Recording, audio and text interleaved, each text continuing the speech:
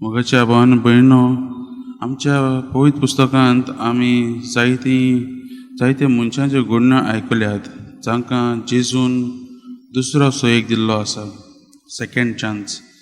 ह्या दिसांनी आमी जायतीं फेस्तांय केल्लीं आसात. जशें सान पावलो तो पयलो क्रिस्तांवांक पिडापीड दितालो, पूण जेजू ताच्या जिवितांत भितर येयलो उपरांत तो जेजूचो गोवाय जाता, जेजूचो साक्षीदार जाता दुसऱ्या देशांनी. तेच परीन आमी सान पेद्रूकूय पळयला.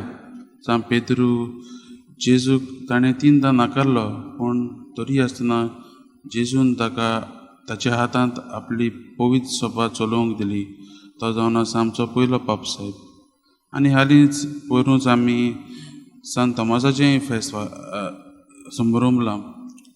एक अनभावार्थी मनीस, पूण जेजू तांच्या जिवितांत भितर सरले उपरांत ताचो आख्खो भावार्थ वाडटा आनी तो भावार्थ दुसऱ्यांक दिवंक, दुसऱ्यांक पडगोर करूंक वयता. आयच्या शुभ वर्तमानांतूय आमकां आनी एक मनशाची खबर मेळटा, ती म्हणल्यार मातेव एक 2 वसूलदार. जेजू ताका आपयता आनी तो आख्खोच रोखडोच उठून जेजूच्या फाटल्यान वता. 2 वसूलदारांक त्या तेंपार चड मानिनासले, कित्याक ते रोमकारांच्या काळार काम करताले देखून तांकां जुदेव मानिनासले. आनी मातेव जुदेव जावन रोमकारांचें काम करता म्हणून ताकाय ते आपणायनासले. हेच आनी ते समाजांक तांकां कोणूच लागीं घेनासले, तांकां नाकारताले. सो हेच समाजांत जो तांकां नाकारता त्या समाजांत जेजू येता आनी मातेवाक आपयता. तें मातेवाक बरें दिसता.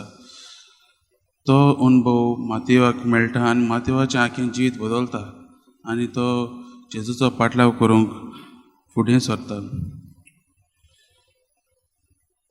आयचो आमचो जेजू खरोच मोगाळ. आमी शुभ वर्तमान आयकलां तो आनी ताचे शीस 2 वसूलदार आनी वायटव्या मोदें बसून जेयतात. आनी तें पळोवन हे फारिझेव ताच्या शिसांक विचारतात, वायटवी आनी 2 वसूलदार मोदें बसून जेतात, तो तुमचो गुरू हें कितें काय म्हणून. आनी तेन्ना जेजू म्हणटा, हांव कोण बरें आहा तांकां येयलो ना साल्वार करूंक, हांव येयलां कोण वायट आसात तांकां, वायट आसात तांकांच गरज साल्वार करपाची.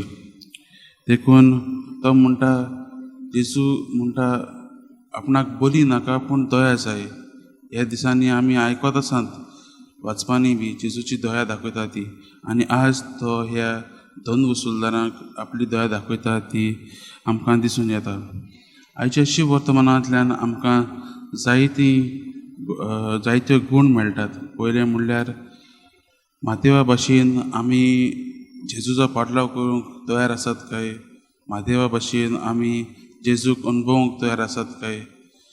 दुसरो म्हणल्यार ही जेजूची दया, जेजू आमकां उगडास करीत आसा. आयच्या शुभ वर्तमानांतल्यान आमकांय तो उगडास करता की दुसऱ्यांक दया दाखोवंक जाय म्हणून. तो आमकां आपयता आपलोच मोग करूंक आनी आपल्या शेजाऱ्याचो, आपल्या भावाचो मोग करूंक आपयता आनी दया दाखोवंक आपयता.